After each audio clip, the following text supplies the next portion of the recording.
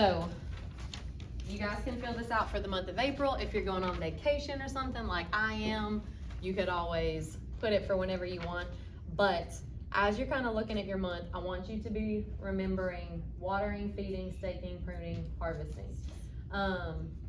One of the biggest mistakes that I find, especially with people that plant in containers, hey, there's a little calendar and some paper over there, is that we'll plant and then the potting soil or whatever we've used says like feeds for 3 months, and we assume like I'm good, and then all of a sudden, like right when we start getting fruit and things like that, we start seeing like yellowing and all these things, and we just never fed our gardens after that point, and then they're lacking the things that they need. And those things really start to come up whenever you see your fruit production, especially if you're seeing like flowers fall off. If you're seeing flowers but then you don't ever get fruit, you're probably not got the right amount of potassium and things like that that you're looking for in your soil. With staking, plants grow fast. How many people are growing tomatoes? How are y'all's tomatoes looking? Plants look lush. Some of them awesome. Some of them awesome, right? Like your plants will typically be like grow, grow, grow, blah, like Yeah. it's like children. It really is like children. And so you'll come out and like you don't feel like you need to stake anything, and then you may go out of town and forget something, and your thing is like falling over, snapped, and it's broken, and you're just disappointed. So making sure peppers, tomatoes, all need to be staked. I very rarely remember to stake my peppers until it's kind of too late, and then I'm worried about breaking through those roots. But it's been the craziest wind we've ever had the last week, and I'm noticing all my little pepper plants like feel like they're gonna grow on a lean this year because they're looking a little bit rough. There's tons of different staking options. What about eggplants? Do they need to be staked? So I don't necessarily stake them, but I like to use tomato cages for them because they tend to grow really well. But then I find like if I have a really good fruit year, then they start drooping and getting really, really heavy. And if I'm not harvesting it often, sometimes my branches just aren't strong enough. So I find something, hey sweet girl, what you got? You wanna draw? Do you wanna come draw on this one? You can. She's like, I got my pen. I wouldn't necessarily stake it with just like a pole because I find mine tend to be like very big and bushy. I like to use the tomato cages that you find at stores. I find those are really great for that because it can go through them and get support on multiple different levels for eggplant. What do you use for staking the peppers? So I just use like at Lowe's, Home Depot, she's getting brain burn. At Lowe's and Home Depot, like they have those like green, almost like, I want to say it's kind of like rebar, but it's covered in like a green plastic. Basically anything that's 2 to 3 feet tall. Hey, y'all can grab a calendar and a pen right there. Anything, I mean, you could even use a stick from your yard that's of decent diameter and about yay tall. I find my peppers never really get taller than like 3, max 4 feet tall, unless it has like this much space by itself. And I plant in raised beds, so I don't give them that much space. I do also plant my peppers where they're gonna kind of hold hands, so they're relatively close. Like my peppers are probably planted like this far apart, so they'll start kind of growing into each other. And so sometimes I'll stake like, if I like to stagger mine, so if my bed is this way, I'll put one here, one here, one here, one here, one here, and maybe I'll stake these 2 and those, but not this middle one, depending on the way the wind is gonna blow. Hello, hello. Y'all can grab a little calendar right there, ladies, if y'all like. Did you get my message, Kelly? No. Okay, darn it. It's like, What was it supposed to say? oh, nothing crazy. Oh, no. So, yes, ma'am. When you go on vacation, Mhm. or you have some type of system? So I do not have anybody water my home garden when I'm gone because it gets shade in the afternoon, and you came over here with me. What you doing back there? I was following the leader. So, Look, I got a calendar. so, I don't have anybody water my home garden because it gets shade after like 3 o'clock. If I look and I don't see any rain and the temps are in like the 90s, I'll ask somebody to go by one time. But I also know that my garden is mulched like 5 to 6 inches of leaves filling that garden.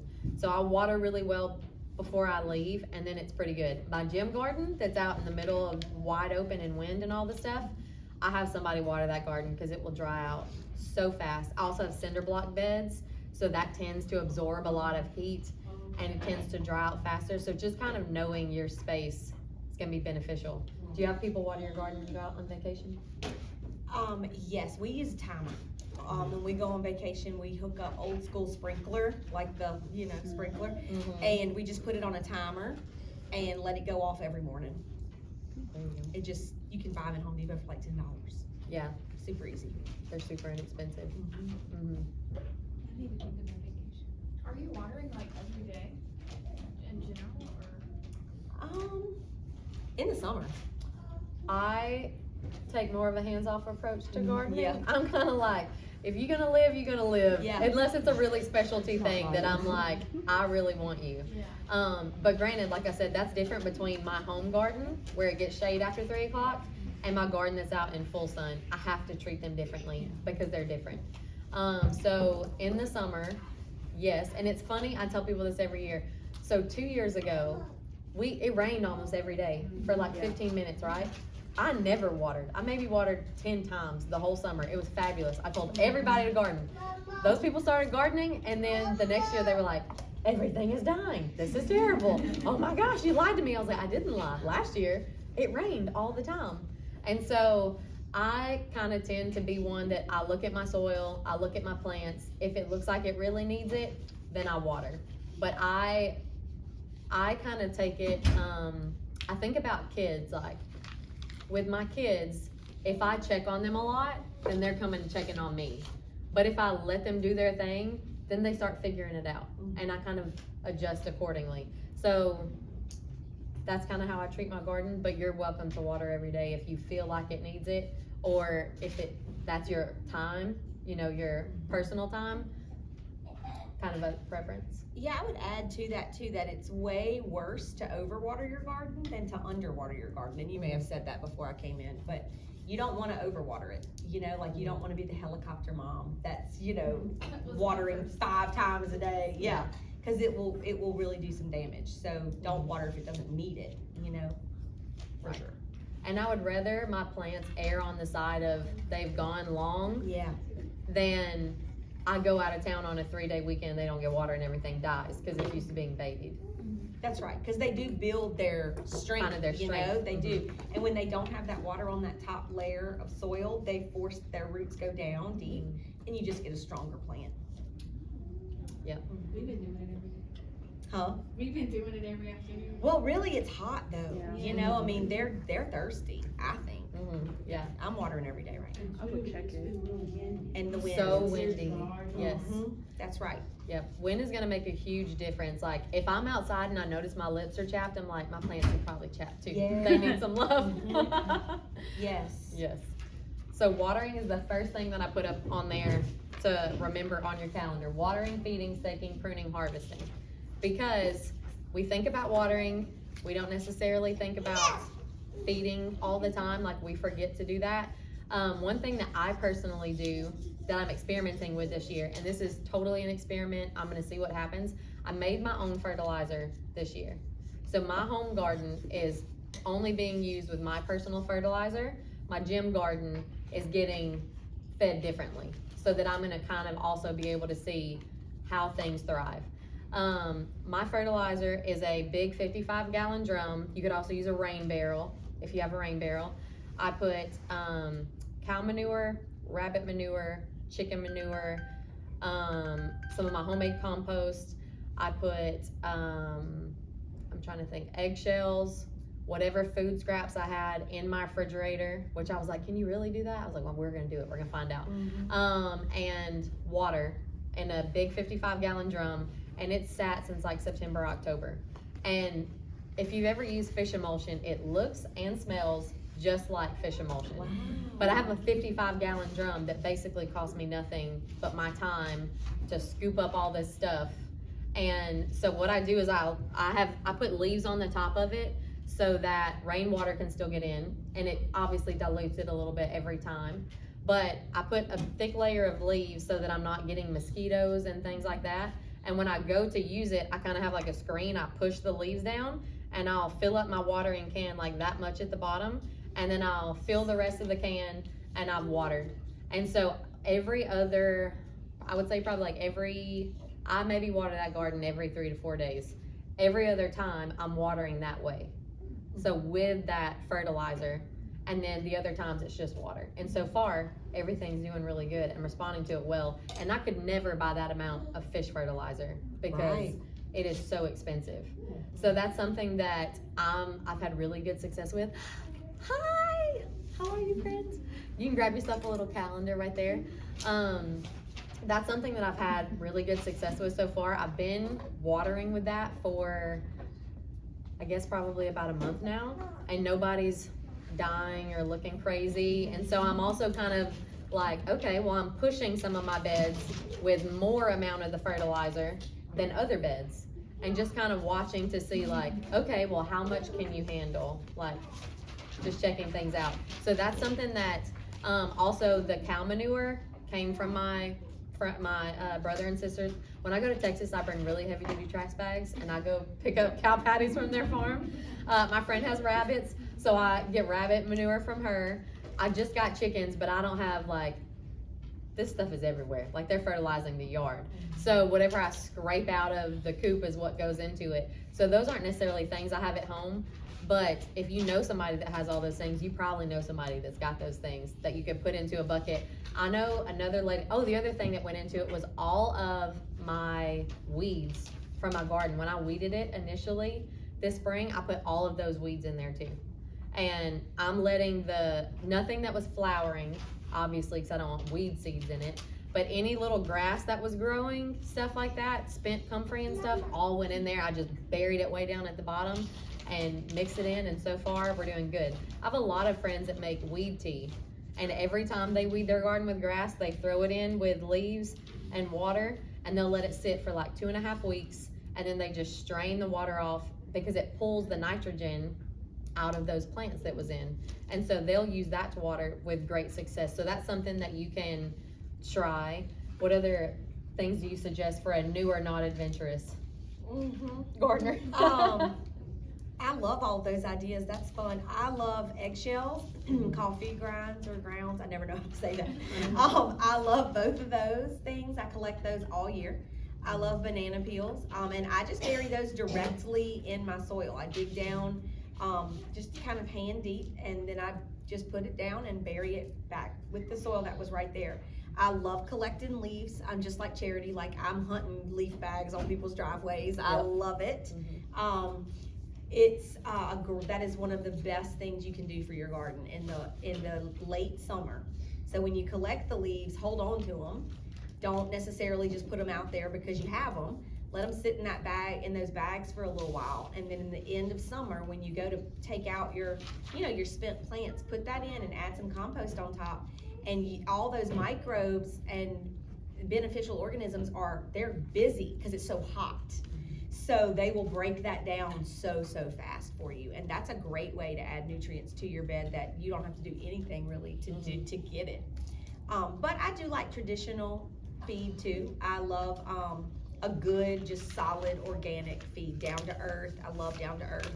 Love Dr. Earth. Love Joby's. I love those feeds too.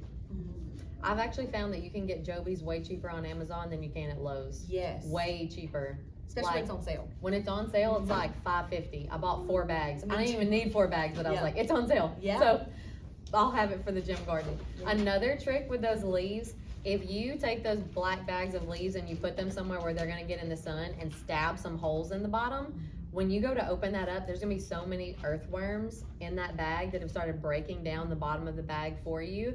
I like to make it easy, and I just poke a bunch of holes in them. They line like a section of fence, and my husband's like, all the neighbors hate us. I'm like, I don't care because it works. So I put it all in there to kind of mulch. One thing that you might notice if you've seen pictures of my garden, I've got 5 to 6 inches of leaves in my in-ground bed because I'm trying to keep weeds out. snakes like to be up in there. So I'm not a snake person, I'm like really working on appreciating them in there. But just know if you have a bunch of leaves in an in-ground bed, you're gonna have snakes. And so just know that that's gonna be in there. I do use them on my raised beds, not as much. Like if you come to the gym and you look in those raised beds, you'll be like, I mean, you got like an inch of them in there. I don't really need them because raised beds just don't have the weeds that in-ground gardens do if you're taking care of them well. So it's not as much a necessity. For me, those leaves in my raised beds are for moisture retention to keep the soil from blowing away on super windy days. And, oh, she brings you all the stuff. And to help me be able to, for splashback, because I'm way out in the middle whenever it rains. They're just getting beat down on a lot of times. And so that really helps me with splashback. How often do you recommend feeding and where we are in springtime, summertime? Well, you gotta get them going, you know, like that's the thing for me. Once it starts heating up, your microbial life that you've been building will start to take over for you. But right now, you've got to get them going. So I'm feeding every week. Definitely, I'm adding worm castings. When I plant, you know, I'm putting stuff in my holes, my eggshells, my coffee grounds. Is it grounds or grinds? I don't know. I think Nobody it's coffee knows. grinds. Ground? Coffee Okay. grinds. Grinds? I don't know. It makes me feel so much better that nobody knows. Coffee. You grind to get the ground? Okay, Yeah. okay. There we go. Either way, y'all know. Y'all know what I mean. I put those in the hole with some worm castings. So I'm doing that when I plant, and then I'm feeding weekly.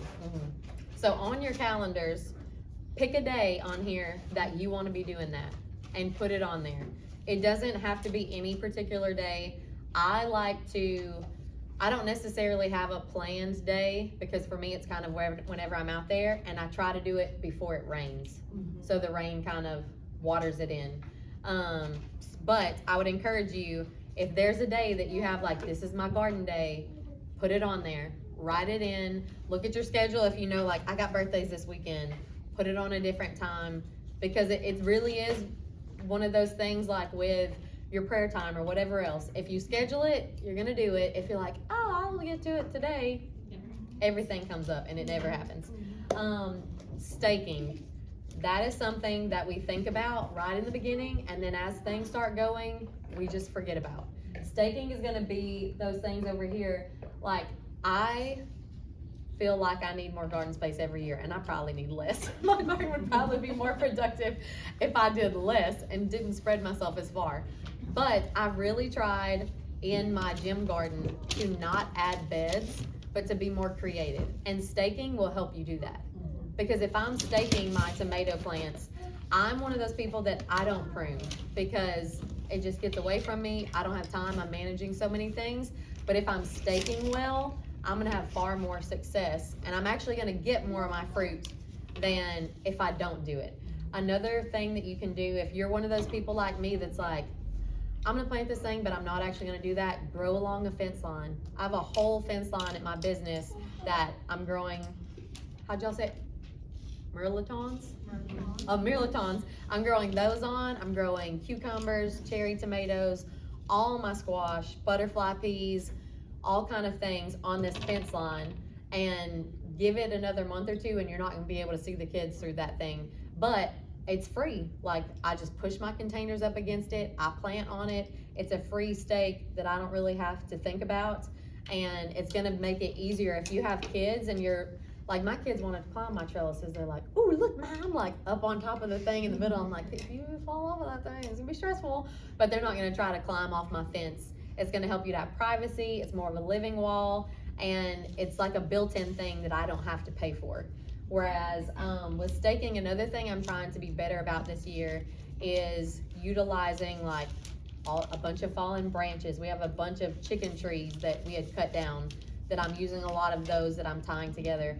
I'm in the middle of a construction project, and we have tons of, like, they'll rip boards and they're like, put this in the burn pile. I'm like, do not put that in the burn pile. I'm gonna build something with that. This is my next trellis. And it's not gonna last me forever, but it's gonna work this year. And then next year I'll use it for something different.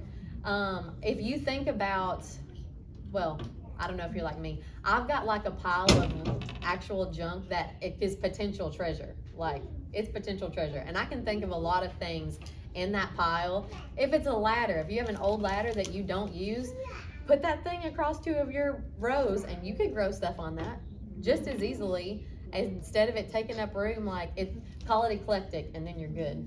You can put whatever in your garden if you call it eclectic.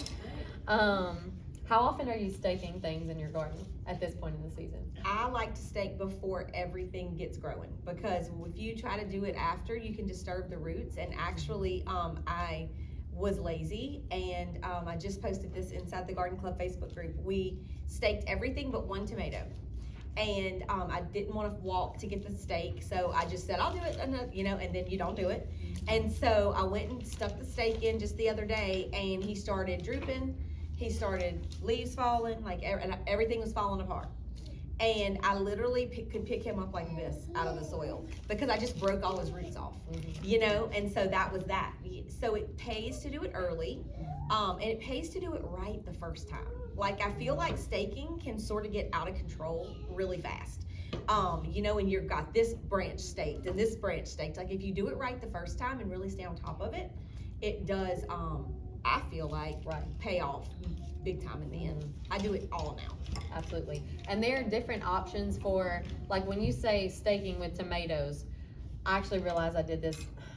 I was so frustrated with myself. So I have 12-foot rows in ground in my personal garden, and I have T-posts on the end. And my intention was to run a piece of pipe across the top and use string to trellis my tomatoes up. Well, I planted onions in that whole bed, and I was like, oh, you gotta be kidding me. So I have onions and garlic in basically all these beds. So my tomatoes are all in a row, but I don't have any T-posts. So I'm gonna have to put some more T-posts in. But that's an option that you can do too. If you have a shorter bed, put some T-posts in, run a piece of PVC across the top, tie strings on it, and put it in stake it in the ground, and you can wrap that string around your tomato plant, and it'll keep growing straight up that. That's an option if you're doing a bed or a row straight of something. How many people are doing raised beds? Is anybody doing in-ground? So we have a couple people that are doing in-ground rows. It's totally different, y'all. Like, it's a whole other animal. Ask Kellye. I'll ask her things. She's like, Charity, I don't know. I don't do that. But it's one of those things that you'll totally learn and evolve in. Kellye and I grow similarly and completely different on so many things. There is no right way to garden, but you'll start learning what's successful in your garden and what you're willing to stick with.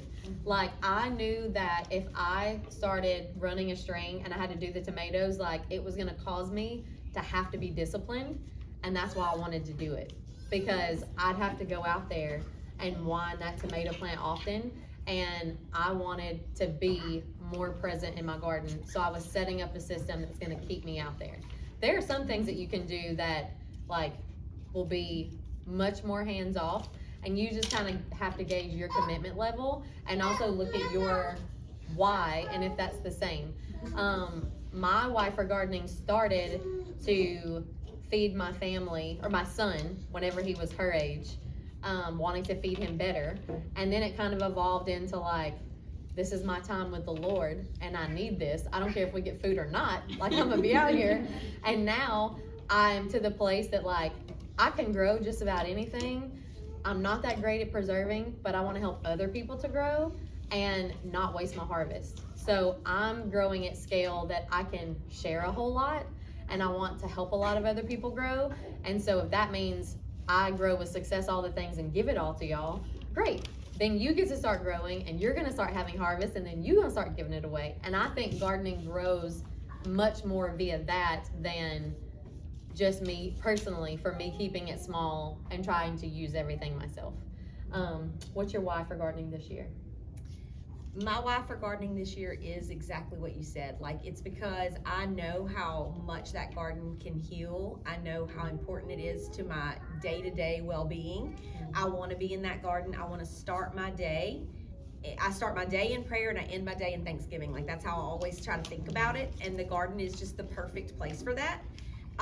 There is something about having your hands in that soil that is just good for you. And my why this year is just that I know I need to slow down. Like, you know, my garden pretty much grows itself now, which they do. You know, if you're a beginner gardener, you're probably thinking, how in the world does your garden grow itself?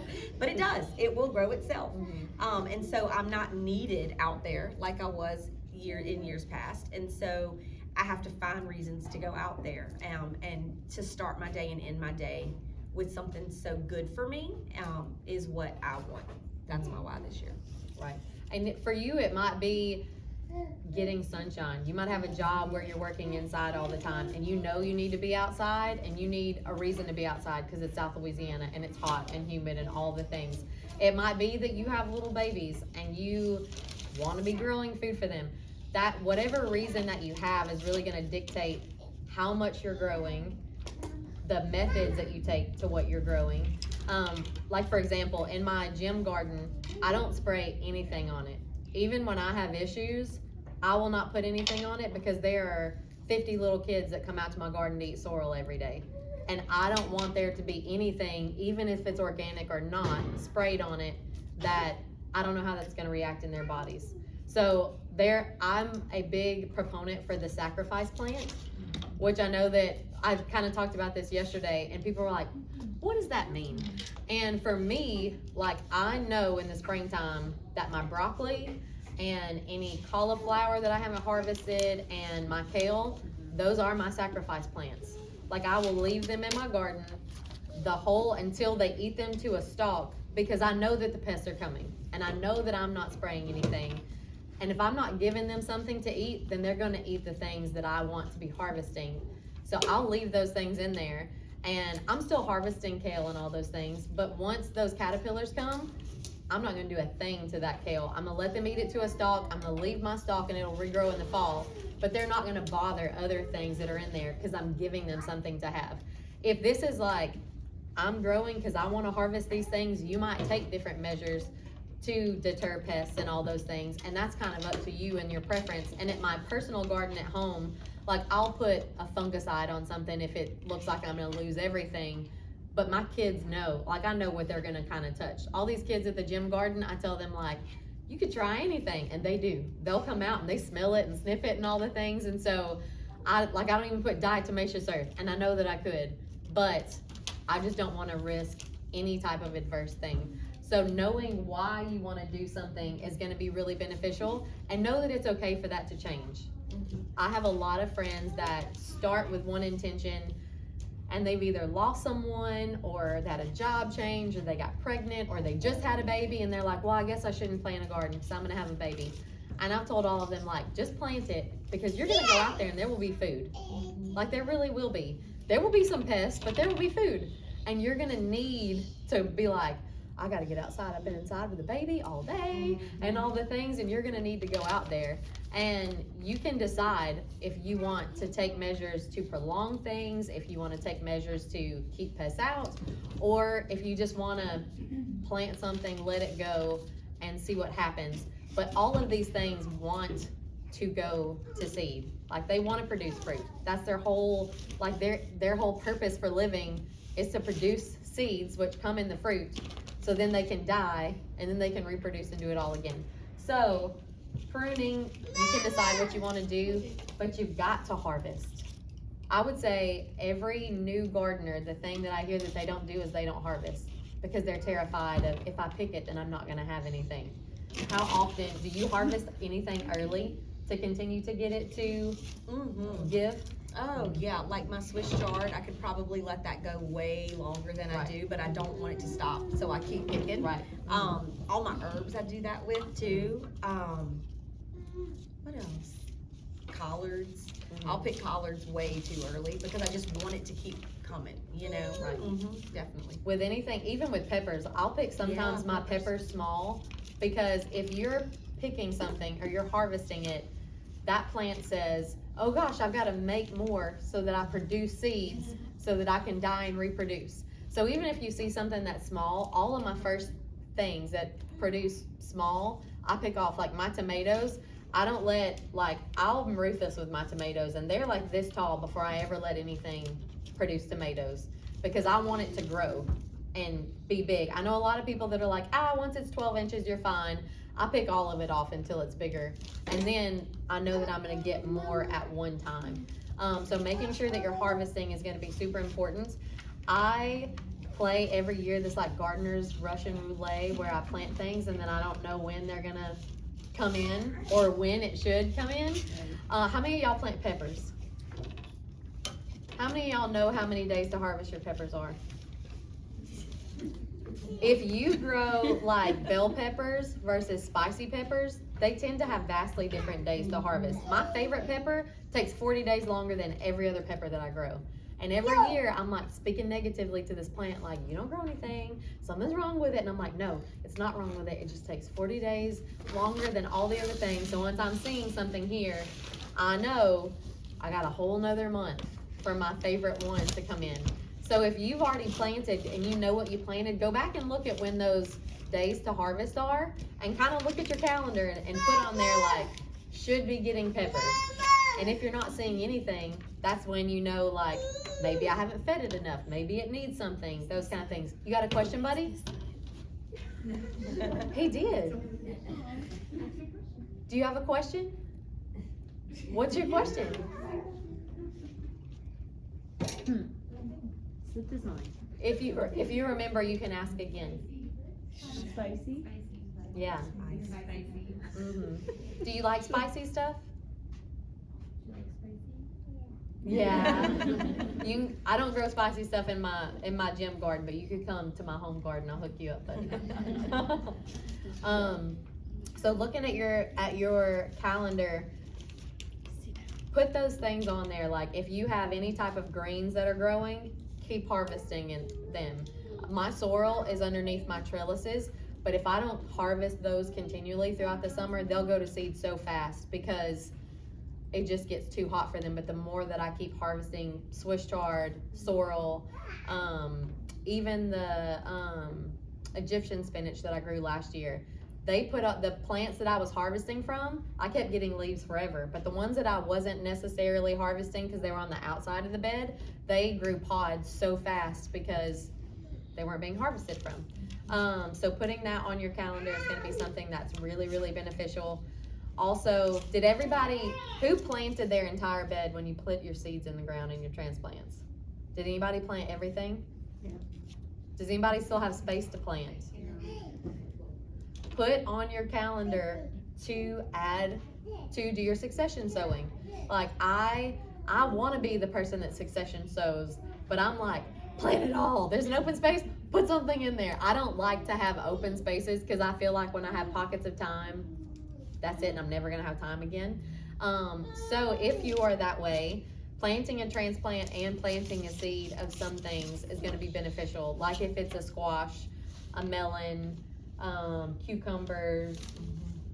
I wouldn't do that with tomatoes or peppers because they take forever. With flowers, I'll plant flower transplants and flower seeds so that as these are getting spent, something else is coming up at the same time. Squash and zucchini too, for sure, because of the borers. Right. You know, if you lose one to a borer, chances are the other one isn't big enough or is just coming up, and so it'll Right. be, you'll miss the life cycle. Right. You know, that's always a good trick. Is there anything else to direct sow seeds in with? Beans, yeah. I start all of my seeds just by, Beans everywhere. And they're great for succession. Yeah, great for succession. yeah. And knowing how you, I don't know how I missed this when I started gardening, but I started gardening to be outside because I hated being in the kitchen. Like I hated being inside.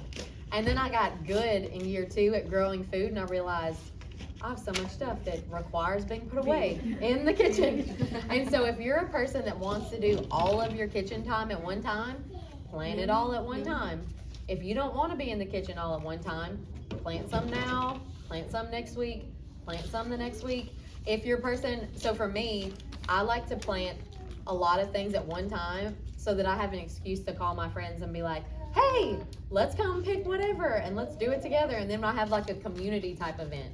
So I can say, hey, I have a table full of peppers. Y'all, like, who makes candied whatever, you know, cowboy candy, and someone will be like, oh, I do, and then they'll come over and we'll make something like that. Or, you know, hey, I'm gonna ferment stuff. Like, it's really hard to ferment stuff when you kind of successioned everything and you don't have a ton at one time.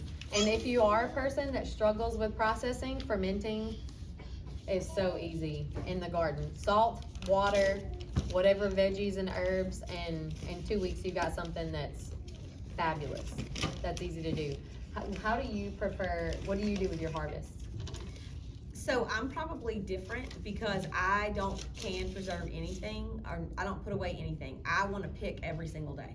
Like, it's part of my why, you know, I want to be out there, I want to be enjoying my garden. I love to put my harvest apron on, get my harvest basket. Like, I just love that so much. I put on worship music and I go out there and I pick. So I want to pick every day. So I'm a big succession planter because of that. I rarely put away anything. If I make salsa, I make it right then and there, you know. That's the only thing I really do any kind of canning with. I like to pick, you know, I just do. One of the things too, if you have little kids, kids love to pick things. Like, if you have anything that's, like, for them, having, my daughter, I didn't get put away one single carrot because she ate every carrot that I grew. And all my second round carrots are about to get ate too. So I've got some, it's called the Karuda carrot. I think it's Kuroda, something like that. These carrots are supposed to do well in the heat. So I have some right now that I put in by seed that are doing great. And I'm gonna try to grow carrots all throughout the summer. And I'm gonna put them in the shadiest spot of my garden, so that hopefully I can grow carrots all summer. Because I love pickled carrots, but I never get any because my daughter eats them all. And so I'm trying new varieties to be able to do that. But having something in your garden that you can tangibly eat every day is like I don't even know how to explain it. It's like shopping without spending money. It's like going out in my garden and eating a handful of cherry tomatoes or okra. None of our okra gets processed because we eat all of our okra fresh. Right off the thing. Walking out and getting fresh okra is like, I can't buy this. Because the okra that I buy, like, it's almost slimy already and all this stuff. Like, I want to walk out and I want to pick fresh okra, and we walk around and eat it like it's pickles. And it feels like there's no amount of money that someone could give me, because you can't buy that. And that's an experience that your kids may or may not get anywhere else. It's like getting to go to the candy store every day. Totally. But so much better for you. Yes, I feel that way about strawberries. I feel that way about melons. Melons are some of my favorite things to grow, and it's just, there's nothing better than picking one of those little cantaloupes and bringing it inside and cutting it open and literally eating the whole thing. Like, right there, you know, like, it's just amazing.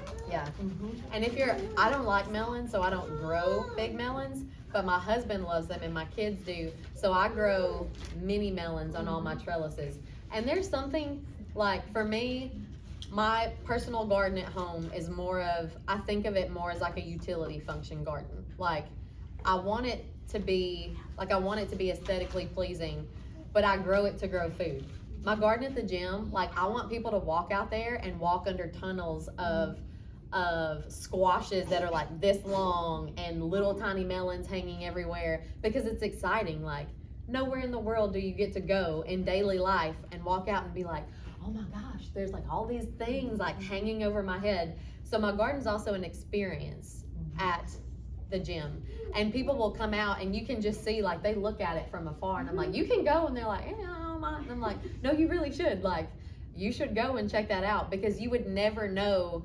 Like, how many of y'all have ever seen a small personal size melon that's orange at the grocery store?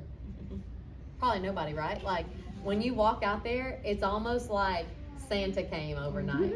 Like, it's such this feeling that just inspires joy in your heart that you cannot pay for. Like, you literally can't buy that anywhere except for in your garden. And so I would encourage you, if you can put any type of trellis, do it, even if it's just one. Because you'll go, like, my kids in the summertime, that's where they read and paint and do all the things, because it's built-in shade. And it's like, sometimes I'll go out there with them and I'll look around and I'll just lay on the ground under these trellises, and I'm like, this is so cool. Like, I could not do this anywhere else. And it makes it so much more enjoyable. Like, we need enjoyable reasons to be in the garden in Louisiana. Yep. Because the summer times are brutal, and having those little built-in things in your garden that are going to bring you joy are just things that are, like, if you're one that, like Miss Kellye said, she does her prayer time. Like, I'm working on, I told my husband, I said, I want you to put a mailbox in my garden. And he was like, why do you need a mailbox in the garden? And I said, because I want to put my quiet time book in my garden so that I go out to that every day. And like, being in my garden is just like, it's full of life and it's peaceful and everything in it is so different and in a way that nature intended things to grow. And that's where I want my faith to be cultivated. Not necessarily, like, it's real hard to get it, for me personally, into like prayer and worship and gratitude when I have dirty dishes and laundry. I'm like, I should be doing that right now, right? Yes. But having that place where it's like, it feels magical is gonna completely change the way you look at it come August when you're like, this sucks. Because you're gonna get there, like, it really is. And you need those reasons to be excited about going outside. What are other ways you would say you could help maximize the garden that you have? Well, of course, arches and trellises, yes. Intensive planting, like not letting anything go to waste, like putting those bean seeds everywhere. You know, like if you've got, they only require 4 inches. Right. You know, I mean, a bush bean, you could plop that in any space, you know, Right. and they overproduce so much. I also love to do like grow bags. You know, those are so easy. I know people who do just big pots or, you know, like industrial type containers, totes or whatever you'd call them. All of those things you can really make work. And I also love companion planting. You know, using the same space for multiple vegetables or that all grow together, like strawberries, asparagus, and garlic.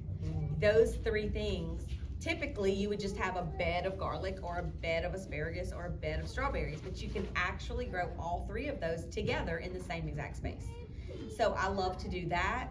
Companion planting is a big one, I feel like, don't you? Yeah. And planting flowers is gonna, like, my Change your first life. year, I didn't plant any flowers because I was like, I want food. Like, I need food. And I harvested experience and struggle. Like, I harvested so little actual food. And then the next year when I planted flowers, I was like, there's bees in my garden. And I didn't realize, like, I planted this food with the expectations that bees would come for this short window that the flowers on my fruit opened. And I didn't actually provide them a, like, hey, you want to be here. Let me set out a buffet for you and also feed my plants while you're in the process. I also, at our gym, we have these 2 big beds right in front of the gym. And I intentionally plant a bunch of flowers that are easy to cut. And I'm real big on, like, when kids, for one, always want flowers, like, cut your mama flowers. Like, every little kid that wants to come out and pick a flower for your mom. Or we have a lot of young guys that train at the gym. And so for me, that's the way that I get them into the garden. Like, they don't really care what's growing or if it looks cool. Like, they just want to perform well and all the things. But I'll be like, hey, how are things at home? They're like, it's okay. I'm like, so you're having a bad day, huh? And they're like, yeah. I'm like, well, why don't we go cut her some flowers? And like, oh yeah, like, flowers get me, you know, all the good stuff. Then they're about it. Then they'll come out there and they'll cut flowers. And while they're out there, they're like, what is that? And I'll just start giving them food. Like, if you're a person that would like for your husband or your significant other to bring you flowers, grow your own flowers and be like, here's scissors.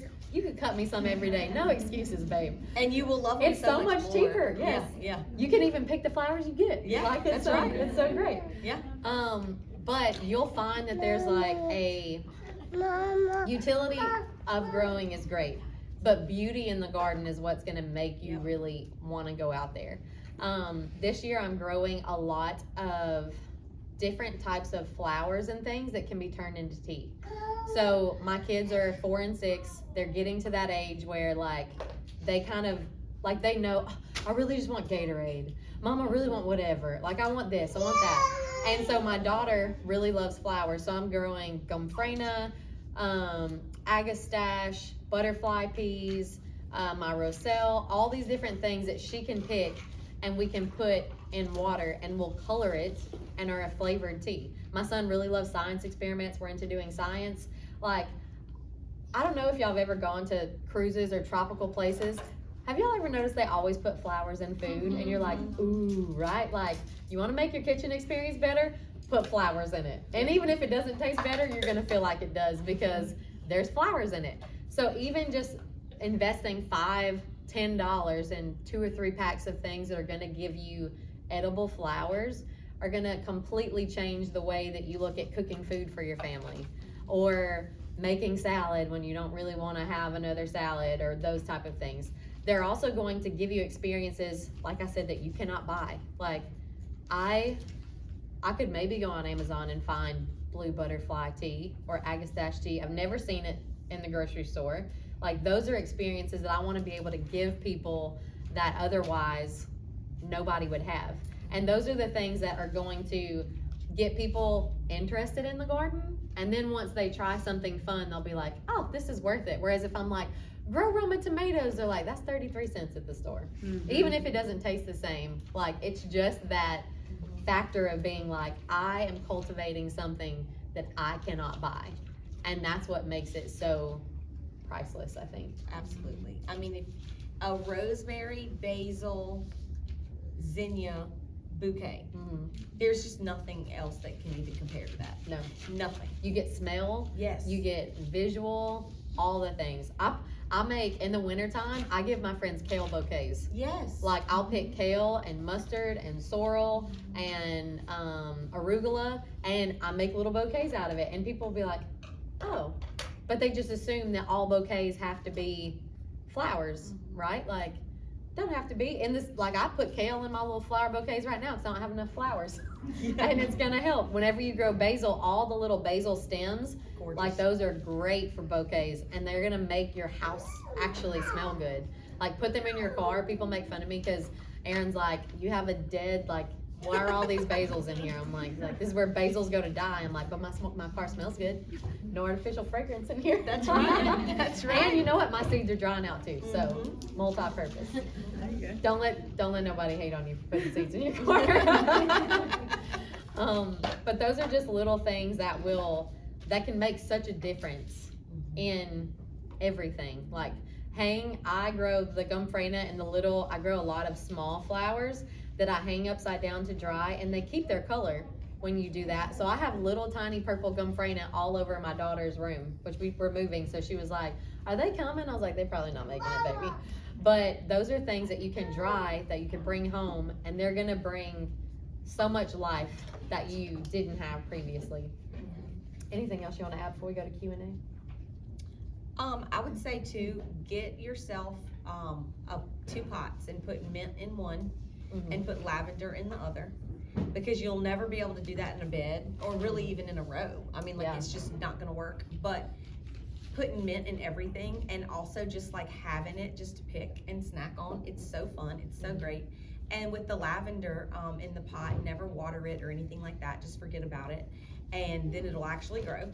And so take all of that in, you know, your lavender, your rosemary, just all your things, put that in your bathroom. And like, when you turn your shower on, like, you will literally feel like you're at the spa. Like, yeah, I've only been to the spa once in my life, so I don't really know, like, if I'm super accurate, but I feel like I am. Yes. Like, it is spa enough. Yeah. It's amazing. How big of a container do you need? Because I've killed so much lavender. Me too. Okay. I cannot get, it's my And I put it in bane. like so we have like this weird void area that when we bought the house, it was like bricks. I had it on Facebook. Yeah. It's like bricks, so I put like some herbs in it. But the sun doesn't go, it's constantly shaded. And I'm like, I don't know really what to do with it. They don't look like they're doing anything. They're just Lavender just needs lots of sun, okay. and it needs no water. And I always tell people, like, don't look at it, smile at it, or tell anybody that you like it. Like, don't, because it will be dead the next morning. Like, literally, don't you think? Yes. You Oh, put yeah. it in a pot by itself and do not water it until it is like super wimpy. Like, it'll start, you'll know, like, oh, she's thirsty, you know, and then give her a little water. They are desert-like plants, you know, they love dry. So that's So why like we this kill big 'em. of a container? Yeah, you don't even have to Okay. do that big. Okay. That's why we overdo it. You know, we like to overwater, and that's one plant you just cannot overwater. It will literally die overnight. You know, and the mint will take over your space, so you don't want to put that anywhere. But just having even different varieties of mint, chocolate mint, mojito mint, it's all just amazing. You know, and it's beautiful. It's delicious just to have. Put it in your drink, and then I love to bring it in the bathroom. And I That's a just good spa it up. Yeah. So don't put it in the bed. Can you What? Don't put it in the bed. Not in the bed. No. I'm gonna remove mine today. Get it There you out. go. Get it Yeah. out. My friend, I have a friend that, like, she knows that I love to garden, right? And so she calls me one day, she's like, hey, I need you to help me with my landscaping. I was like, awesome, cool, what do you want to do? She's like, I want to rip it out and put in rocks. And I was like, oh. And so I'm kind of sitting there and I was like, for real? And she was like, you're my friend. Like, if you really love me, come help me. And I was like, I'm gonna come secretly throw flowers everywhere. Yeah. I went and I pulled out all of her landscaping. We put in rocks. And I was like, you have to grow something. So she was like, give me some eucalyptus. I cannot grow eucalyptus to save my life, but she No, has couldn't massive eucalyptus. Wow. And I think it's because she She doesn't doesn't- do anything. yeah. She doesn't even look at it. Don't I'm look like, at it. Don't oh, look so at I it. need to give her the lavender and be like, happy birthday. Hey. Happy birthday, don't look at it. Because she literally, she's like, I'll forget about it. I'm not looking at it. I'm not touching it. I don't garden. And I'm like, Yeah. I'm sorry, everything. But she grows great eucalyptus. And I'm always like, we're getting stuffy and she'll cut me some for the shower. So if you got that friend, give them those things. She does it in the ground or in the bed? The eucalyptus. In a pot, like a teeny tiny pot. And I'm like, how's this thing even living? Does it have enough dirt? Mine's shriveled up. They Yeah. love to suffer. They do. Yeah, for sure. Q&A time. This is the ask any of the questions. Anything you got. I know y'all got questions, because y'all messaged me. I have already, I guess it's a caterpillar problem. All my bell pepper leaves, little holes, every single one. I put orange pills, coffee grinds. I'm not sure what else to get these caterpillars naturally out of my garden. Girl, you gotta get, you gotta get some BT. What is BT? It's a bacteria that is totally human safe, pet safe, and beneficial organism safe. The only thing it's gonna damage is a soft-bodied worm, a chewing worm, which is what those caterpillars are. You're gonna spray that BT. You can buy it pre-made in just like a Windex bottle, or you can get it in concentrate and have it for a whole lot longer. You have to mix it yourself though. Be very careful when you mix it. Make sure you do it right, follow the instructions, and do it late in the evening so that it has overnight to kind of, you know, go into the leaves. Basically what it does is as soon as they take a bite of it, it's a bacteria that releases and causes them to lose their appetite. So you will not have a worm problem after tomorrow if you spray BT. They're There gone. you go. And where do you get it? Anywhere, Amazon, your Feed local stores. nurseries, feed stores. Yeah. How do you combat vine borers? Plant somewhere different. Wouldn't we love to know? Yeah. So, for me personally, I plant somewhere different. I am really a much more hands-off person. Like, if it takes too much effort, I'm working, I'm doing all the things, I have a hard time. At my property this year, my plan there is if something happens is to inject BT into the stems. I've tried before, like burying the stems, doing the tinfoil thing, coming out with tape and like sticking all my leaves, and then you flip one, you're like, there's 30 right there. Like, I'm just gonna cut the whole leaf off because I don't have time for all this.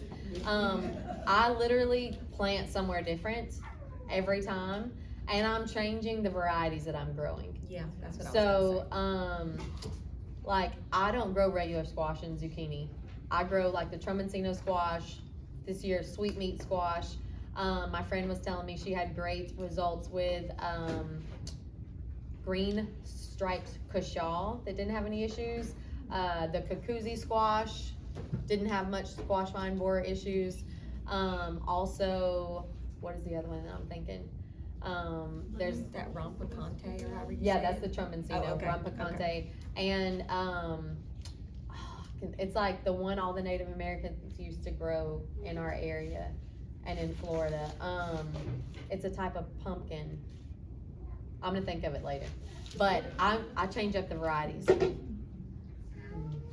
So I'm doing that. I tried the injecting this last year, but I think it was too late when I figured out what it was. Yeah, the injecting didn't work for us either. We tried that last year. It did not work. I'll be doing it again.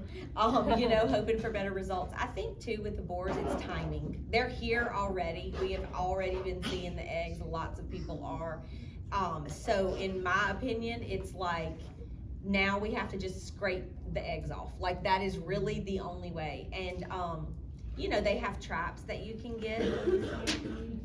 They're everywhere. They're just red dots and they're everywhere. So if you can get the adult, then you can really, you know, get a handle on it. It's really satisfying. Yes, it is. You can get squash vine borer traps. They're sold out everywhere right now, so good luck. We have been trying to get them for months, but you can. They do sell them. That it releases the same scent that the squash does. So they are looking for that to lay their eggs. They go in and can't get out. So that's a possibility that maybe you would try. I think it's timing. You know, like it's too late now. Like if you don't have squash, to me, like you hold off till fall. You know, and then once they're gone, plant them. One thing that the Seminole pumpkin is the other one that I was Seminole, thinking of. But like this year, I'm gonna try to grow it on one of my trellises, but I'm growing it in containers along the fence this year because I've never had any, knock on something, all the wood back here. I've never had any issues with it in any of those containers, but I've never grown squash in them either. So I'm hoping that by growing them back there and focusing my efforts on that, maybe it will, like, if there's nothing for them to eat, if I just don't grow anything this year, maybe I won't have as many issues. I also think, like you said earlier about the sacrifice plants. Grow some and let them have them. Grow some and let them have them, like the Blue Hubbard squash. Yeah. That's a big sacrifice plant for squash vine borers. It breaks my heart though, because I I would wanted rather it the so I bad. would rather the pumpkin than the squash. Yeah. So those are some good ideas to the sacrifice plants. Mhm. What are your thoughts on going with that for the containers? Yeah, I mean, I say do it. It works. There is no issue. I mean, you know, you want to build your soil that is going to make it good and easy to drain. You know, you wouldn't necessarily build it the same way as you would like a row. You would want to get some good quality potting soil that's got some sand in it so that it can drain. But yeah, I feel like as long as your container's 12 inches deep and 12 inches wide, then go for it. I would say if you're not on top of your watering, double that size. Yes. Because it is gonna dry out, and I like to buy containers that don't have holes in the bottom, and I drill them on the sides like 2 inches up, so that there's kind of like a reservoir in the bottom, because they are gonna dry out, and it's gonna give a little bit of leeway there if I'm gone, whereas if I don't, it's all just gonna run out the bottom, and it's gonna dry out faster. Well, the containers I'm using or planning to, they have like a pot underneath. Okay, a saucer type thing? Right, and I was thinking I would go with that this year. Yeah. Probably not have to water as much. Mm-hmm. I just didn't know what the advantages and disadvantages would be. It's gonna dry out faster. Definitely gonna dry out Yeah. faster. And it's impossible, I would say, I don't know, maybe impossible is very extreme, but it's very hard to build soil inside of a container. You know, so don't try to focus on that. Mhm. You know, I wouldn't You're try not to gonna put get a ton of worms You're in not there. gonna, you know, like don't really fuss over that. You know, just feed them well. Also be really mindful about the varieties that you're trying to grow in it. If you're wanting to grow a ton of pumpkins, like one thing that you can do is you could grow pumpkins in that container and let those vines grow out into the ground, and they'll re-root in the ground, and then they'll keep running. But are you gonna allow them to run? Then you gotta weed eat around them, stuff like that. Like I've seen some people try to grow massive tomatoes and things in a 5-gallon bucket, and it can be done, but you're not gonna get the yield that you really want out of it because you don't have as much soil from it. You have to feed it all the time. It's just, It's Are better you- in the ground than the container. I feel like the bigger the container, the better, better it will correct, be. yeah. But you can definitely do it. absolutely, yeah. For sure. I mean, I grow in containers a lot. Mhm. But you just have to be on top of your feed and on top of your water. Mhm. What was the feed? that y'all said the food y'all used, it was bagged. You said you bought 5 bags and it was on sale. Oh, Joby's. Joby's. Joby's. It's like a red bag. Is it? Perfect, it's good. And that's about once a week. It's gonna tell you on the bag once a month. Wrong. Wrong. We're in South Louisiana. Our Cajun plants like to eat. Yeah, feed it like it's gumbo, like you Gotcha. season gumbo. But you could use anything, like you can make homemade compost at home. You can use worm castings. Knowing too at what phase your plant is Yeah. in is gonna make a big difference. Yeah. Like if it's just starting to grow, you need something that's got a lot of nitrogen in it. If you're putting off a lot of fruit and you're wanting those things, you're gonna be looking at the different NPK ratios. At my home garden, I don't pay attention to any of those things, but if you're doing in raised beds or containers, you might want to be a little more focused on those type things. Yeah. So as far as like I have rabbits, so like putting the feces All the time. like just straight, Yep. or you have to let it Mhm. sit in a bucket for like a month. Rabbits are fabulous. You can Okay, throw it just- in just there. straight. Okay. Mhm. Because I Yeah. usually put it in the compost. But, Mhm. and then you were talking about harvesting and like for it to come back. What about lettuce? Because I did like romaine lettuce last year and it did great, Mhm. but then it started growing this really long thing that just flowered and then it was just kind of over and I didn't know what to do with it at that point. Right. So like I'm doing the butter Mhm. lettuce that's like obviously way smaller and compact, but do you cut like at You the- might get it for another week before that it's decent. Lettuce is a winter thing. right? Butter crunch is one that like I will genuinely just cut the heads off and I don't as much peel from the outsides. But like in the summer, I'm doing sorrel, I'm doing the roselle, I'm doing Swiss chard, I'm doing like we're just getting to the point that lettuces aren't going Right. to, it doesn't matter how much you feed them, it's too hot, and that's why they're sending off that little stalk in the middle of it. You could try growing, like I'm gonna try a Jericho variety of lettuce and Valentine. They're supposed to be very heat tolerant, but I'm gonna grow them at my gym garden under my trellises where they're gonna get shade all day. And in the far back corner, on my tomato row, I planted some of it where it's on the shady side, so when the sun comes up, the plants are gonna basically shade it all day. It'll get a little bit of sun in the middle of the day and then it's shaded again, because it's just so hard to do in our heat. But you would harvest from the base and then pull it up, or just it comes back? If you're picking from the outside, some of it really depends on the variety, Okay. will start coming back, but that's kind of, it's like a leaf lettuce or a head lettuce kind of thing. I think butter crunch, I prefer it as a head. Head. Almost everything else I pick around the outside. And then last question, my tomatoes have, at the bottom, the leaves are like yellowing. Yeah, I mean, I just don't worry about that stuff either. Okay. Pick them off, just pop them off. You know, as long as they're below where the flowers are, you're not gonna damage the plant or, you know, hinder it from giving you any fruit, because tomatoes grow up, you know. So you can always pick them off, the lower leaves. I just never really. It don't faze me. Me Okay. either.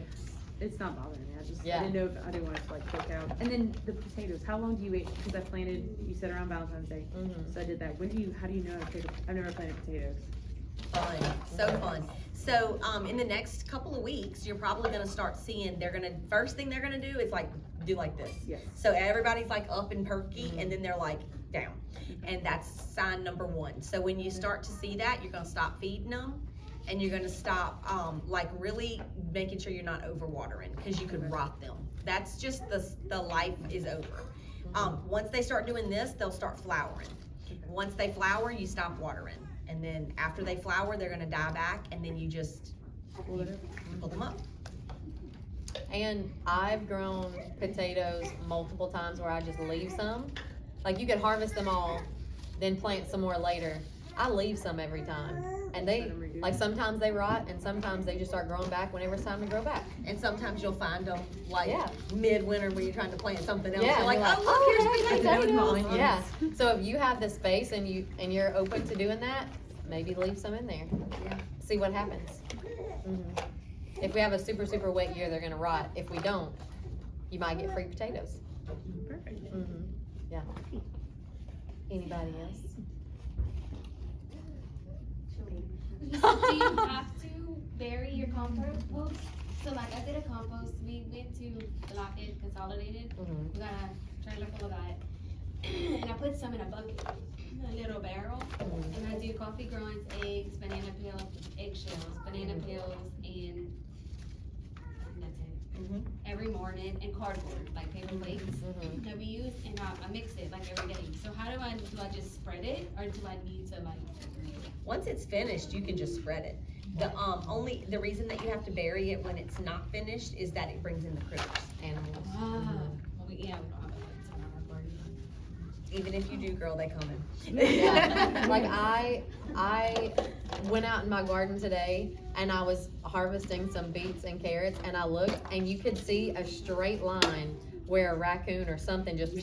Okay, Yeah. I'm like, what the heck? Holes all over. There's not even like I haven't fertilized that area, nothing, and I'm like, well, what was in there? Weeds. I'm pretty sure it was just weeds. Yeah. So thanks for helping, but I was Yeah. like, there's nothing planted right there. I was like, I don't know what that is, but my compost pile, I tend to take, what's called welded wire.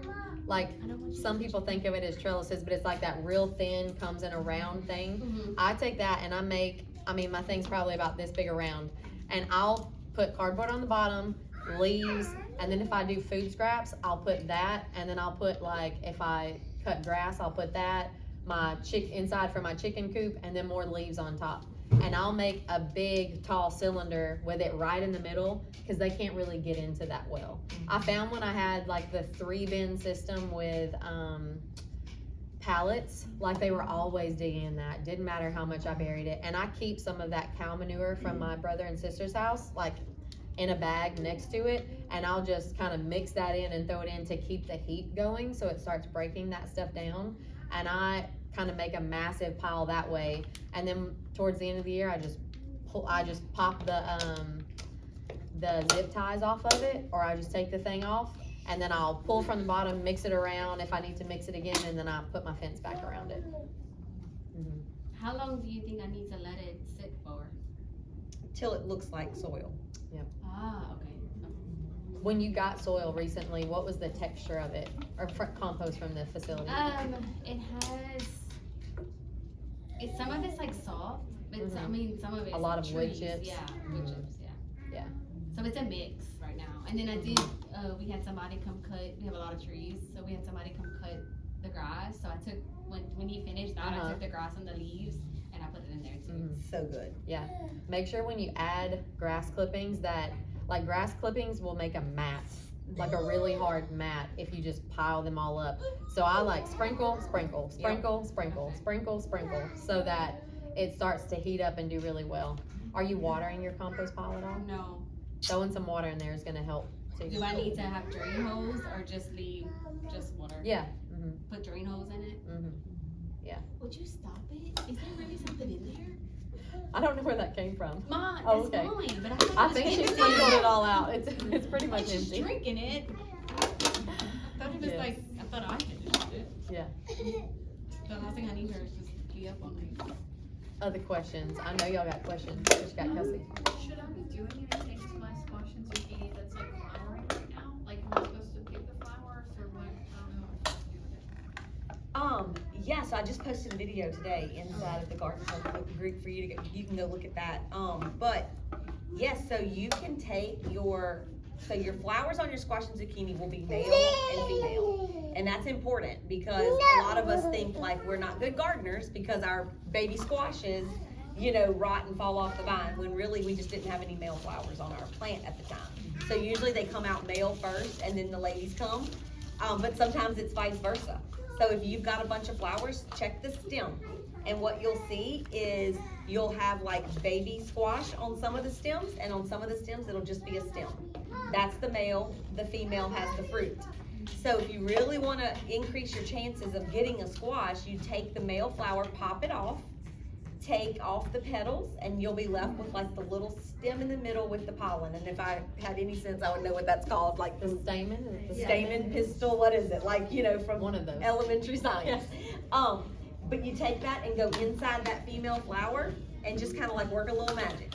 And then, they'll be more likely to pollinate, and then you'll get more squash.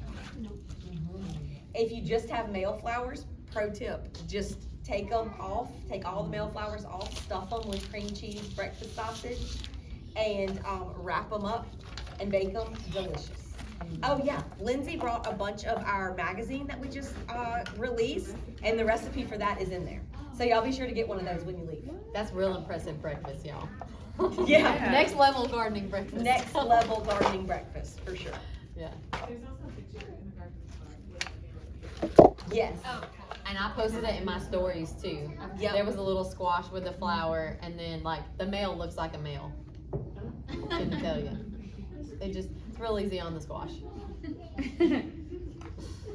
But you can do the same things with cucumbers too. I'll actually pull off the little male cucumber, and I'll go around and do all the things with those too. Tomatoes, eggplant, and bell pepper are all self-contained though, so you don't have male and female on those. Correct, yeah.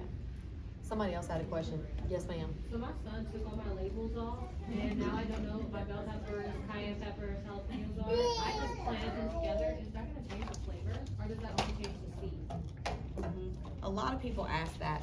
Yeah. I don't think it Never matters had the an first issue. year. I don't think it matters the Yeah. first year either. Never had an issue with that. Has that ever happened from save seeds that you've had, Stevie? Yeah. Yeah. I've only ever noticed it like in a future year, not this year per se. I twisted the herbs in this year. Okay. Herbs will Cross. change the flavor completely. Yeah.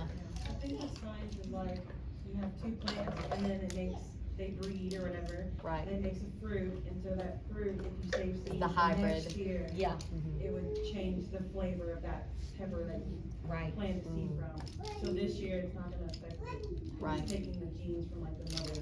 Right, right. Yeah. But how fun of an experiment. You might end up with your favorite pepper ever. I love that. Spicy bell pepper, that's great. That's Yeah. great, Yeah. yeah. Exactly. Yeah, I love that.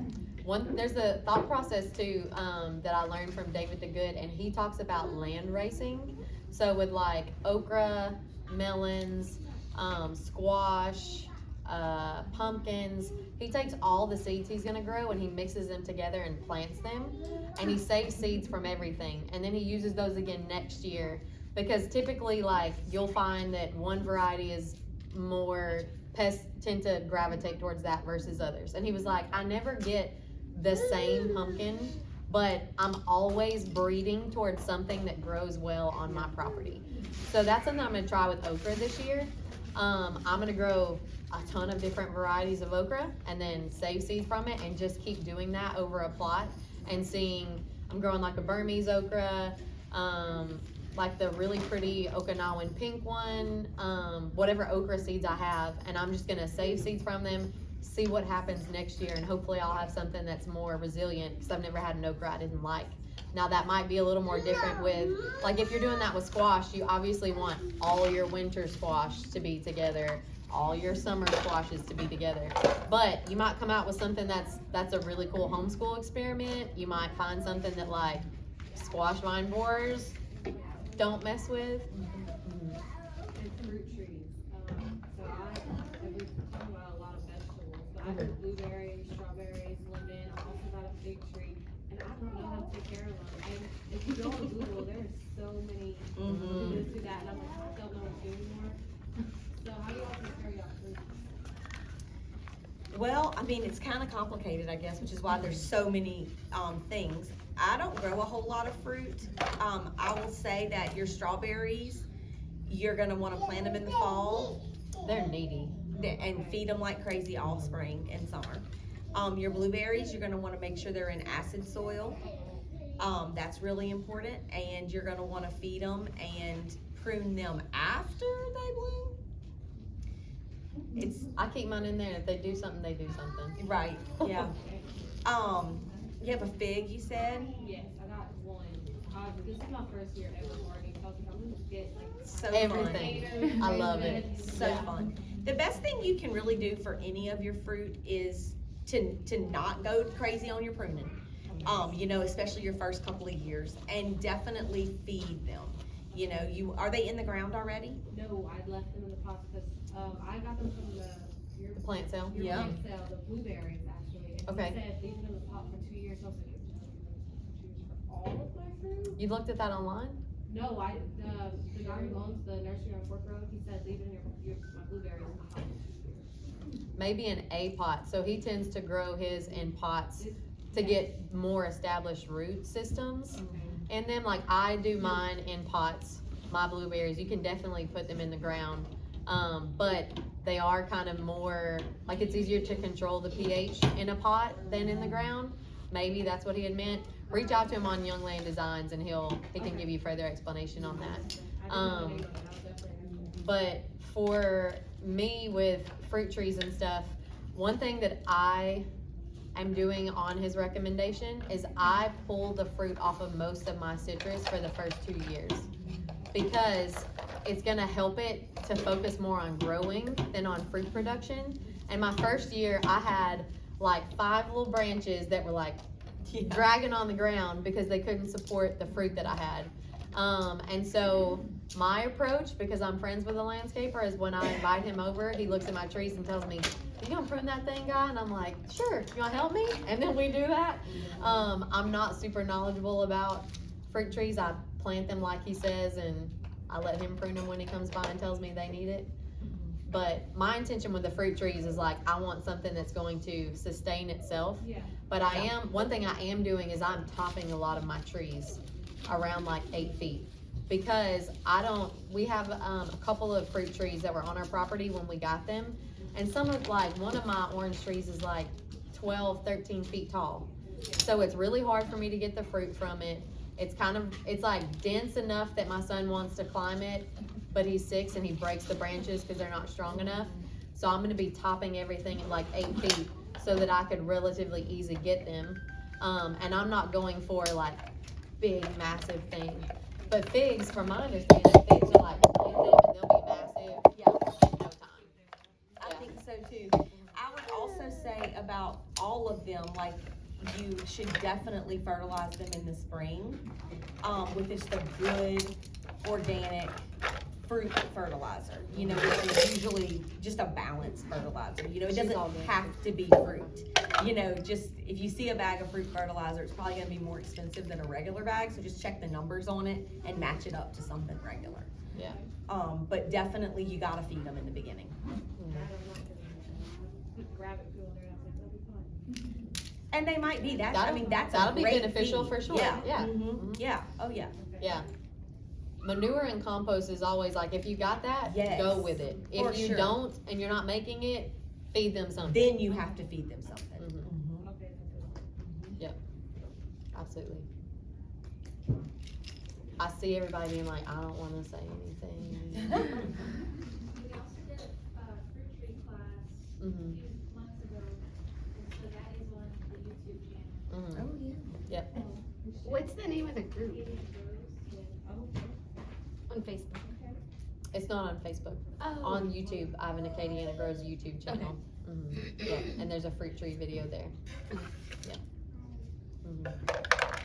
Yes, ma'am. I love your trellis arch, like, Mhm. tips, so many of them. There is that, I don't know why, like, Mhm. look into it yet.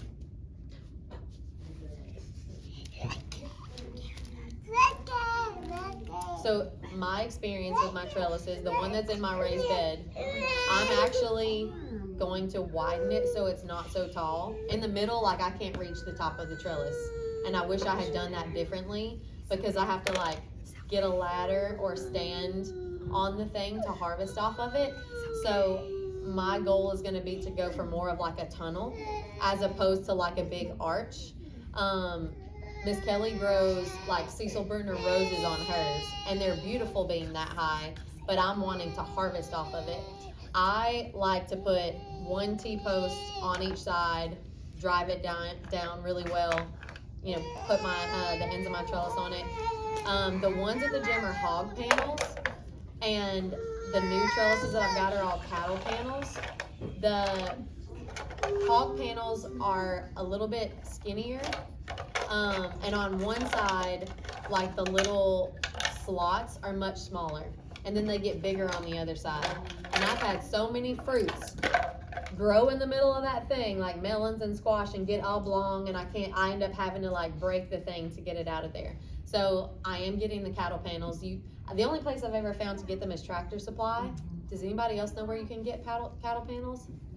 I haven't seen anywhere else that I can get them. I just got them at Tractor Supply in Scott, and they had probably 50 of them over there. They're 16 feet long, so you kind of think about your height, what you want to grow on them, but I do recommend the T-post for sure, at least one on each side. The welded wire maybe would work for like cucumbers and things like that, but I wouldn't grow squash, melons, anything like that on those. I just don't find them to be as sturdy. But really kind of think about like what you're wanting to grow. Another thing to think about, now that I'm going to make some of them tunnels, I am going to space them significantly further for things like squash, because they're gonna grow all through those walkways, and I'm not about where I can't see my feet because of snakes.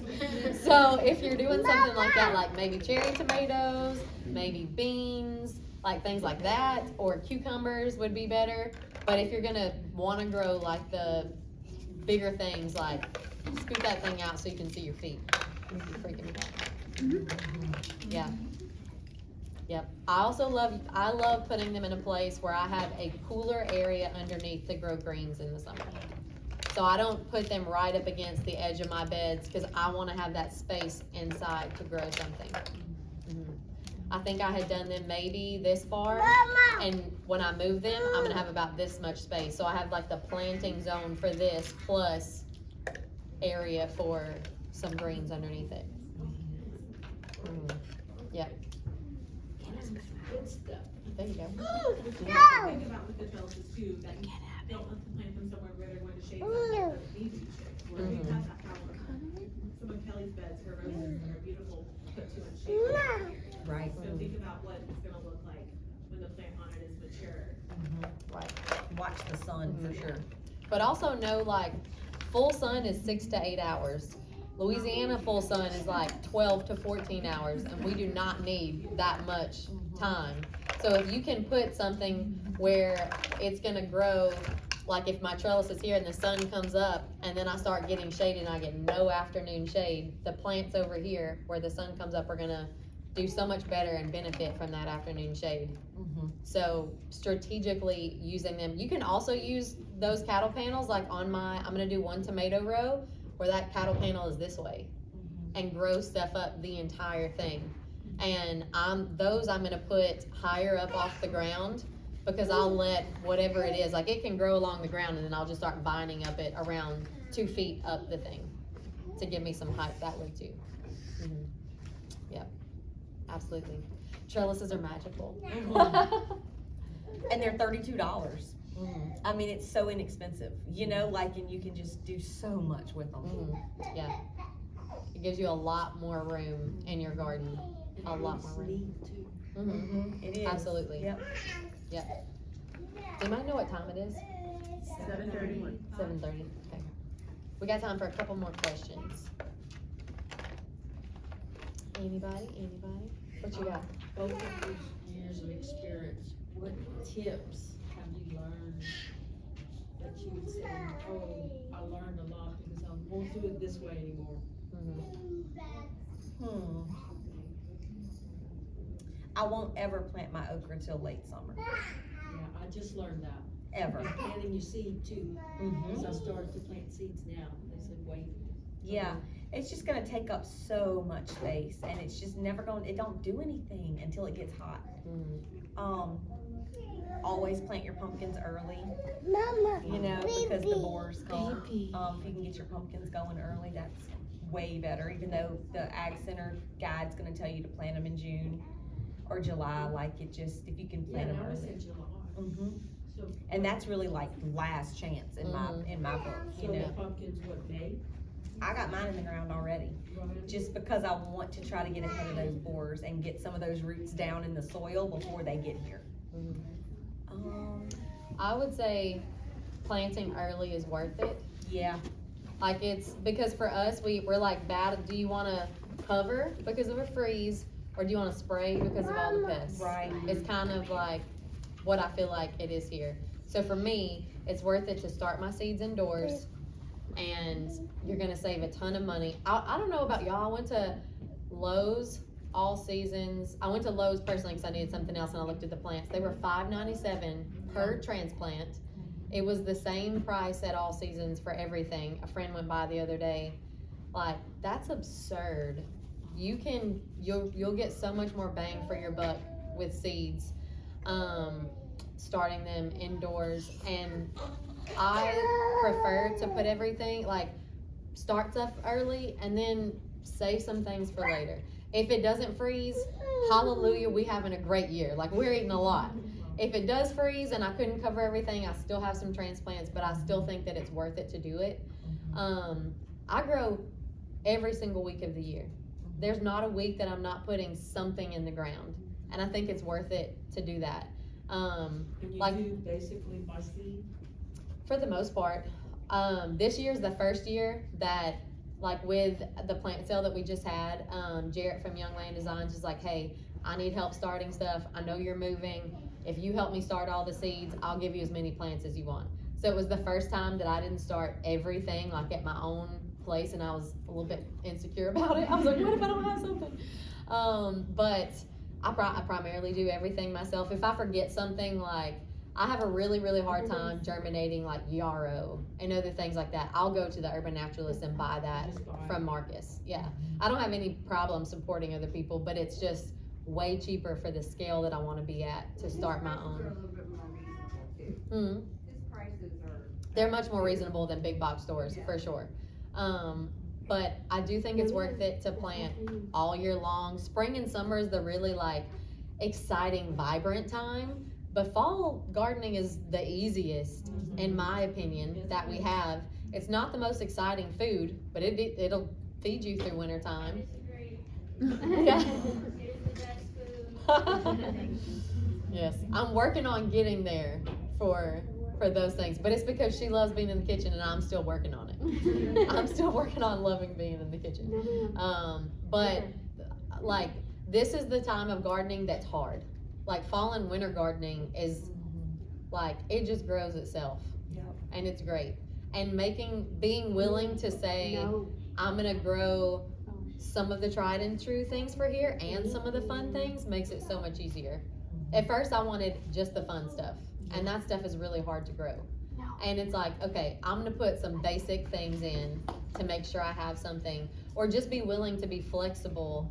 Like last year was not a great bean year. Like you're just gonna have not good whatever years. And communicating with lots of other gardeners to know like, hey, is your garden doing this well, or is this just my garden? Like that's gonna be something that you find. You might have a pest in your garden that you've never seen before and find out everybody does. You know, Most of the time it's like that. most of the time it's like that. Yeah, absolutely. I also like to find older gardeners to ask questions of, because sometimes their advice is like, throw triple 13 on everything. But also they're ones that'll be like, why do you still have tomato plants in? Rip them out and put new ones in. And sometimes you just need to hear that, because I'm like, this tomato will make it all the way to frost, and it looks sad and terrible. And sometimes you need to just be willing to be like, is it worth me nursing you to health, or should I just take you out and put something else here? And a lot of times it's just more worth it to be ruthless and put a healthy plant in the ground. And that's the best thing, we're learning from each other. Yeah. Anybody else got questions? Yes, ma'am. Okay, so I couldn't wait. I bought 3 seedlings from Lowe's before my seeds popped out and started doing good. I put them in fabric pots, and they are looking fabulous. They're producing fruit currently and have flowers. Would it be too much to transplant them into my raised bed? What are they? Better boy and big boy. I say once they got flowers, leave them. Yeah. Leave them where they're at. Just gonna set them back. They're gonna drop all their flowers. And we've been seeing a lot of trends of a warmer summer earlier. And if we get to those 90-degree days, they're not gonna set fruit. So you're gonna potentially miss out, you know, so just leave them where they are. Mhm. You can also, I tried this last year and I was really surprised by it. There's, like once we hit those 90-degree days, tomatoes drop a lot of leaves. There's a thing called, is it tomato set? Uh-huh. Tomato set you can get online or at Lowe's, and I don't know how it works. It's some type of pheromone, I think, that will keep them from dropping their leaves in extreme heat. So I did it on a couple tomatoes and not on the others, and I got fruit on the ones that I did spray it on, like just directly on the little flowers, and the other ones I didn't get any. This year I am too. I am growing some bigger varieties of tomatoes, and I have little tool from like a craft project that I'm be wrapping some of those in that to keep the little things that suck all the stuff out of your things. I can't think of it right now. Stink bugs from completely ruining them. Another tip too is when you prune your suckers, you can just root them in water. I have to read them. Yep. Yeah, so then transplant those. Leave your plants in their pots and put those in where you want to put them. Yeah. And things like peppers, I plant my peppers every spring knowing that they're gonna do way better in September and Can't help October, but like I can't not put them in there. But the difference in my peppers, like I might get something this big that's like, looks like it's 80 years old and it's shrivelly and all the things, and then come September, October, my plants are at least a third bigger, they're juicier, they're so much better. So I've kind of started being like, okay, when they start looking real not desirable, I just start picking them all off so that they'll start putting off newer fruits. Or some people will add shade cloth. If they have shade cloth, like attach it to your trellis and just put some T-posts in and hang that over there in the middle of the summer to kind of help it out. That's an idea you can do too. I have one more question about the watering for tomatoes specifically. I kind of have mixed things in my raised beds, and I hear a lot of things about watering like from above.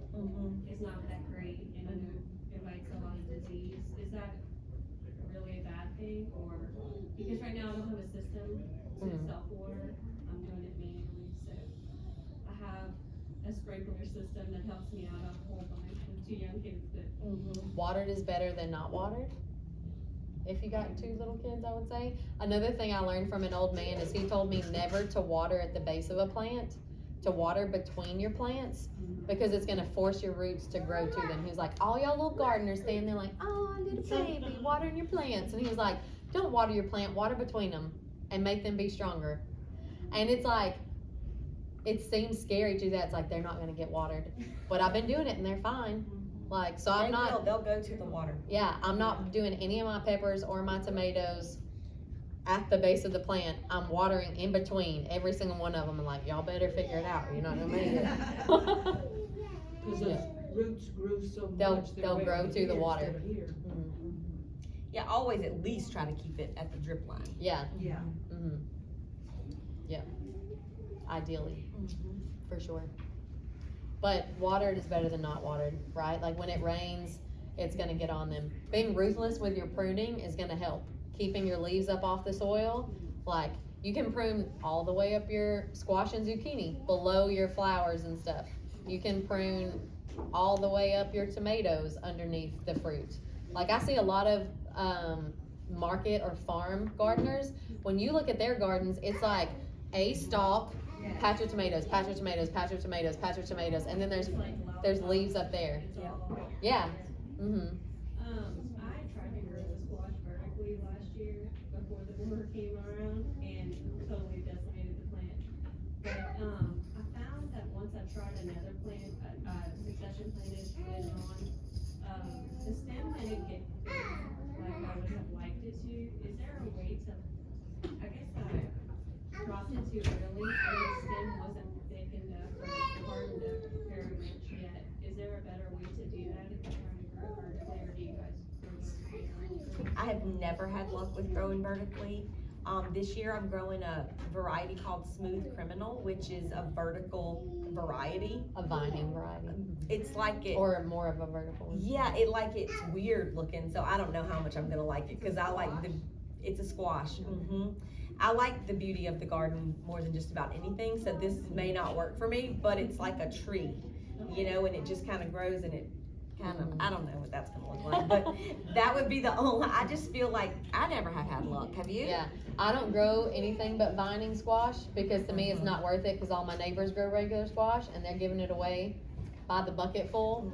So why do I need to grow that? How do they grow bucketfuls of it? I would like to know how they grow bucketfuls of it. I don't know. Probably because they spray stuff on They it. spray. Probably Squash because they numbers spray. are there. Yeah. Yeah, They probably spray. because they spray. But everybody always has an abundance of regular squash. So if I grow anything, it's like the patty pan squash, or I've grown yeah, I round love that. zucchini, like circle zucchini, because it's, you know, interesting.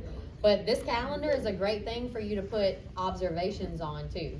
This doesn't have to be this is what I'm gonna do. This is like rain, rain, rain, rain, all my tomatoes split. And then you can start to see patterns of, man, if I have almost ripe tomatoes and I know I have a week's worth of rain coming, probably pick them and let them ripen on my windowsill because they're all gonna split. It's really helpful. I journal on a calendar because I don't journal well, but I keep calendars. I'm one of those people that like the first 4 months of my year are real good. Yeah. And then the middle is like real sketchy. But I like to look back on them and see like, oh yeah, we had a freeze. Like maybe be mindful of that, or like, oh yeah, I put something in at this time, didn't work. Those things help me to really document my personal garden well. Yep. I think they're about to kick us out, so we can all meet outside if you'd like to. Thank you, Kelly, for making the trip. Of course. If y'all are not following Kelly on Wild Child Kitchen Gardens, she shares a ton of stuff all the time. I know, Kelsey, how are you? How's your comment? Oh, perfect, thank you. Yes, I know.